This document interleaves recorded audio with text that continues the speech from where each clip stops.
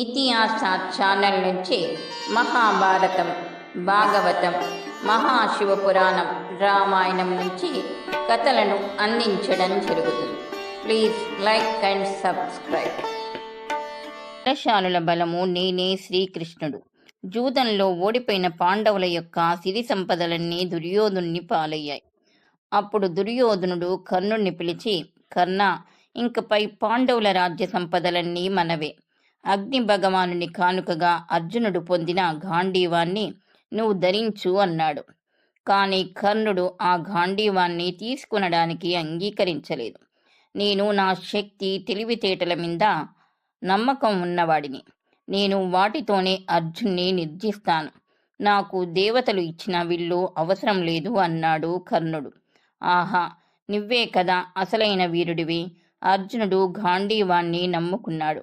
నువ్వు నీ శక్తిని నమ్ముకున్నావు అని కర్ణుణ్ణి పొగిడాడు దుర్యోధనుడు. వనవాస సమయంలో ఈ విషయాన్ని వ్యాసునికి తెలిపి బాధపడ్డాడు అర్జునుడు. ఇది చూసి నవ్వాడు వ్యాసుడు. కర్ణుడు గాంధీవాన్ని వద్దనటానికి వేరే కారణమున్నది. ఆ విషయాన్ని కర్ణుడు బయట పెట్టలేదు అన్నాడు వ్యాసుడు. అది ఏమిటి అని అడిగాడు అర్జునుడు. తగిన సమయంలో చెప్తాను అన్నాడు వ్యాసుడు. సంవత్సరాలెన్నో కాలగర్భంలో కలిసిపోయాయి. మహాభారత యుద్ధం ముగిసింది. ధర్మరాజుకి పట్టాభిషేకం జరిగింది. ఒకసారి అర్జునుడు శ్రీకృష్ణుని అవతార పరిసమాప్తి తర్వాత ద్వారకాకి వెళ్ళాడు. అప్పుడు కృష్ణుడు సూచించిన ప్రకారం అర్జునుడు అంతఃపుర స్త్రీలందరినీ అతి జాగ్రత్తగా ఇంద్రప్రస్థానానికి తీసుకుని వెళుతున్నాడు. విచారంతో భారమైన మనసుతో ద్వారకా నుంచి వీడుకోలు తీసుకున్నాడు అర్జునుడు. అంతఃపుర స్త్రీలను తీసుకుని బయలుదేరాడు. మార్గమధ్యంలో బందిపోటు దొంగలు రథాన్ని ఆపి అర్జునితో యుద్ధానికి తలపడ్డారు. అర్జునుడు వారిని ఎదుర్కొనడానికి తన గాంధీవం తీశాడు. కానీ విచిత్రం, ఆ గాంధీవాన్ని ఎత్తడానికి కూడా అర్జునునికి శక్తి చాలలేదు.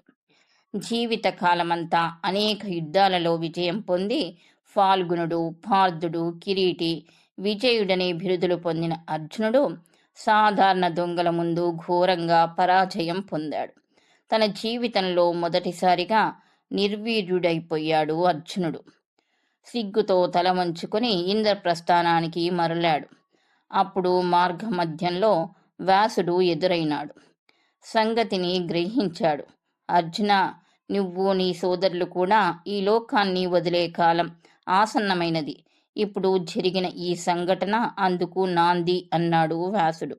కృష్ణుడే ఈ లోకం నుండి బయలుదేరుతున్నప్పుడు మేము మాత్రం ఈ భూలోకంలో ఉండి ఏమి చేస్తాం?